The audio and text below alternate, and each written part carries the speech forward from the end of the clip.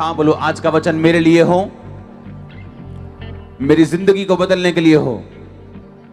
परमेश्वर मुझसे बात करे, नई दिशा मुझे दे। जिस काम को करने के लिए परमेश्वर ने मुझे अपने पास बुलाया वो काम पूरा हो। आज परमेश्वर का वचन मेरी अगुवाई करे। प्रभु यीशु मसीह के सामर्थ्य नाम में हम मांगते हैं। स्वागत है जीवित परमेश्वर की जीवित हजूरी में। हालेलुया। बैठ जाओ अपने शरीर में,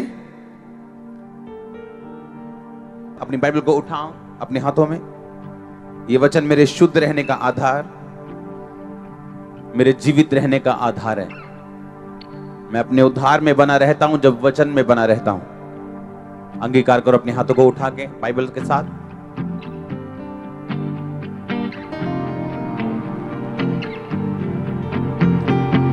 प्रभु यीशु मसीह के सामर्थ्य नाम में हम मांगते हैं। एक बात याद रखो, इस दुनिया के ऊपर कुछ भी अपने आप नहीं होता। इस दुनिया के ऊपर अपने आप कुछ भी नहीं होता। इत्तेफाक नाम का शब्द इब्रानी भाषा में नहीं। जो ओरिजिनल जिस भाषा में बाइबल लिखी गई थी वहां पे इत्तेफाक नाम का शब्द नहीं, उसमें इत्तेफाक का शब्द ही नहीं है। इत्तेफाक नाम की कोई चीज ही नहीं। परमेश्वर ने कहा लोग मुझे क्या कहते हैं? चेले बोले कोई तुझे यिर्मयाह कहता है, कोई यशायाह कहता है, कोई तुझे यूहन्ना कहता है, कोई ये कहता है, वो कहता है। परमेश्वर ने कहा नहीं, पतरस तुम मुझे क्या कहता है? कहता तू जीवते परमेश्वर का पुत्र मसीह है। यीशु मसीह ने कहा यह बात तुझ पर मांस और लहू ने नहीं, लोगों ने नहीं, बुद्धि ने नहीं, तेरी ज्ञान और समझ ने नहीं, इंसानी बुद्धि ने नहीं, पर परमेश्वर की आत्मा ने तुझ पर प्रकट की है। तो आत्मा ने इसीलिए प्रकट की है, अगर तू आत्मा से चला होगा तो। इसलिए अब मैं तुझ पर कलीसिया बनाऊंगा और अधोलोक के फाटक उस पर प्रबल नहीं होंगे।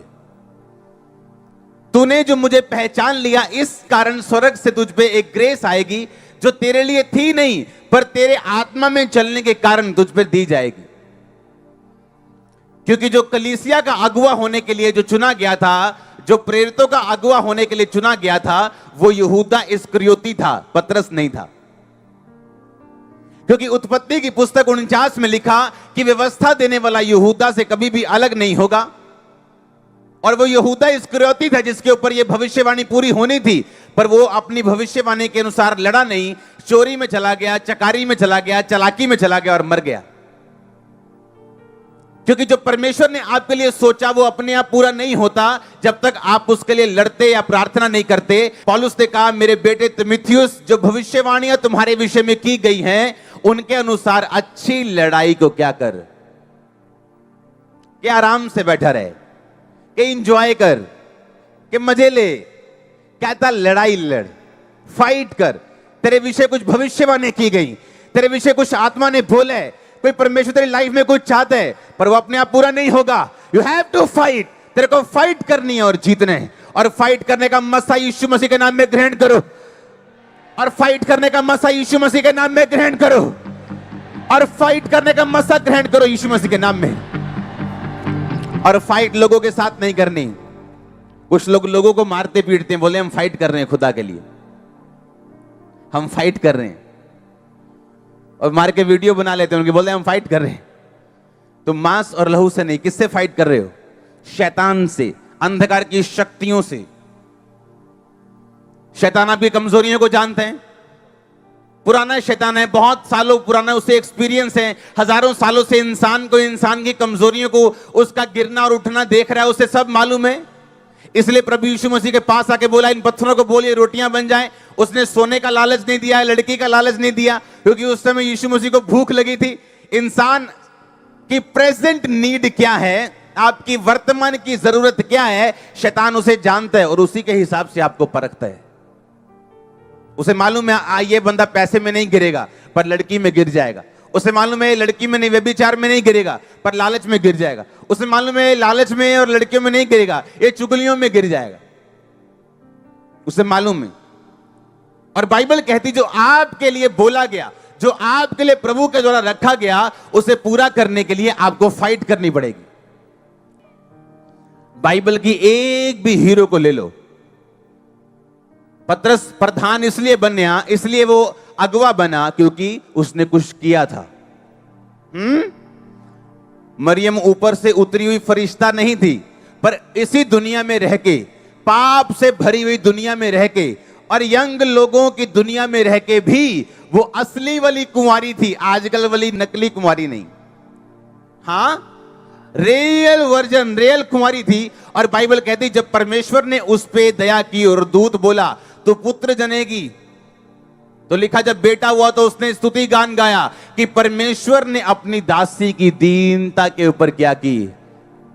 उसने ये नहीं कहा उसने स्वर्ग में से मुझे अपने ही महिमा के लिए चुना, उसने कहा मेरी दीनता के ऊपर दृष्टि करके परमेश्वर ने मुझ पे अनुग्रह किया कि सब लोगों को जब दूत ढूंढने के लिए आया कि धरती पे कौन ऐसी कुंवारी है जो असली कुंवारी है, जो असली पवित्रताई में है, जिसके जरिए यीशु मसीह दुनिया में आ सके, तो वो मरियम निकली। हालेलुया। तो इसका मतलब क्या? कुछ भी अपने आप नहीं होगा। आपका एक रोल है, आप रोल पूरा नहीं करेंगे, खुदा अपना रोल पूरा नहीं करेगा। आप अपने रोल में पीछे रह जाएंगे, परमेश्वर अपने रोल में पीछे रहेगा आपकी लाइफ में। हालेलुया। कुछ भी अपने आप पूरा नहीं होगा। हालेलुया। एक वचन मैं पढ़ना चाहता हूं। हम सब ने क्या प्रेयर से हो गया, उसने आत्मा के द्वारा चला और यहूदा का स्थान ले लिया। परमेश्वर कहता अगर तू अच्छा नहीं रहेगा, मैं तेरे पड़ोसी को जो तुझसे अच्छा होगा वो बुलाहट दे दूंगा। हाँ या ना? तेरे पड़ोसी को, दूर रहने वाले को नहीं। अगर तू अपनी जगह खड़ा नहीं रहेगा, मैं तेरे से अच्छे तेरे पड़ोसी को वो जगह दे दूंगा। हालेलुया। पौलुस सबसे अधिक कलीसियाएं, सबसे अधिक पत्रियां क्यों लिखने पाया मालूम है? बाइबल कहती वो सबसे ज्यादा गैर भाषा में बोलता था। और जो सबसे ज्यादा गैर भाषा में बोलेगा, तो बाइबल कहती जो गैर भाषा बोलता है वो अपनी ही उन्नति का कारण बनता है। उन्नति आत्मा की, उन्नति प्राण की, उन्नति शरीर की। और उसने लिखा मैं सबसे अधिक गैर भाषा में बोलता हूं। अगर वो सबसे अधिक गैर भाषा में बोलता है तो उसकी उन्नति भी सबसे अधिक होगी। होगी कि नहीं होगी? तो वो लिखा भी है बाइबल में, कहता सबसे ज्यादा कलीसियाएं मेरे द्वारा स्थापित हुई, सबसे अधिक पत्रियां उसने लिखी, सबसे अधिक देशों में वो घूमा, सबसे अधिक उसने प्रचार किया। ये इत्तेफाक नहीं था, एक किया गया प्रॉपर वर्क था। हालेलुया। तो ये बात आपको समझ आ गई आज कि जो भी मुझे करना है या खुदा मेरे लाइफ में करना चाहता है वो अपने आप पूरा नहीं होगा, मुझे उसके अगेंस्ट, उसके लिए कुछ काम करना है। लिखा सुलेमान यहोवा से प्रेम रखता था। पहला राजाओं 3 उसकी 3 आयत। सुलेमान यहोवा से प्यार करता था और अपने पिता दाऊद की विधियों पर चलता रहा। अब आगे मैं पढ़ूंगा 4 में लिखा राजा गिबोन, सुलेमान राजा गिबोन को बलि चढ़ाने गया और उसने 1000 होम बलि चढ़ाए। तो यहोवा ने रात को उसको दर्शन दिया, सपने में बोला तू क्या चाहता है मैं तुझे दूं, तू मांग।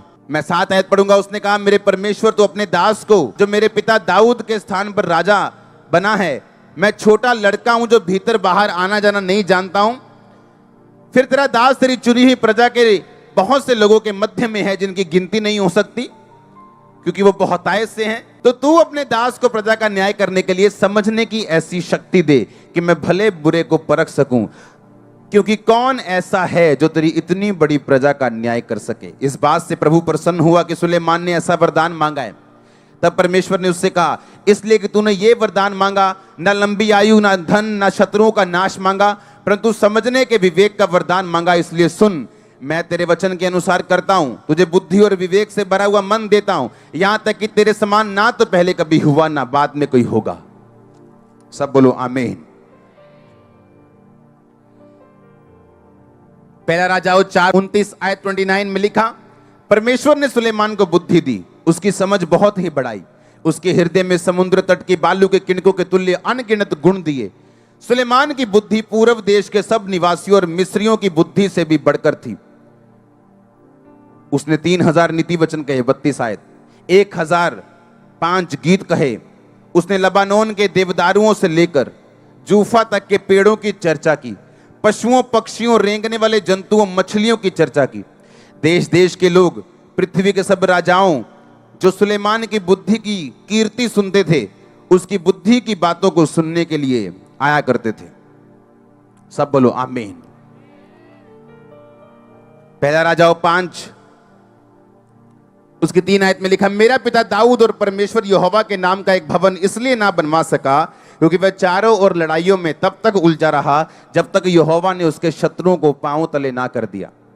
परंतु अब मेरे परमेश्वर यहोवा ने मुझे चारों ओर से विश्राम दिया है, अब ना तो कोई विरोधी है ना कुछ विपत्ति देख पड़ती है। सब बोलो आमीन। धन्यवाद करते प्रभु यीशु मसीह, आपका नाम पवित्र माना जाए खुदा बाप। इस वचन के द्वारा, इस कलाम के द्वारा पिता परमेश्वर आपके नाम की स्तुति और महिमा हो पिता परमेश्वर। जितने भी भाई बहन खुदावन आपके इस वचन को सुन रहे हैं पिता, आप उन्हें आत्मिक रीति से और भी बढ़ाइए यीशु मसीह के नाम से, और अपने दुगने रूह से नए अभिषेक से भरिए खुदा बाप। ये पवित्र आत्मा के 9 फल से भर जाए यीशु मसीह के नाम से। सुलेमान की तरह बुद्धि ज्ञान समझ परख की आत्मा से भर जाए यीशु मसीह के नाम से। पौलुस की तरह ये अन्य भाषाओं से भर जाए यीशु मसीह के नाम से। खुदावन मैं इन छोटी सी विनती और प्रार्थना को यीशु मसीह के नाम मांगता हूँ, सुनिए दास ग्रहण करें। आमीन आमीन आमीन।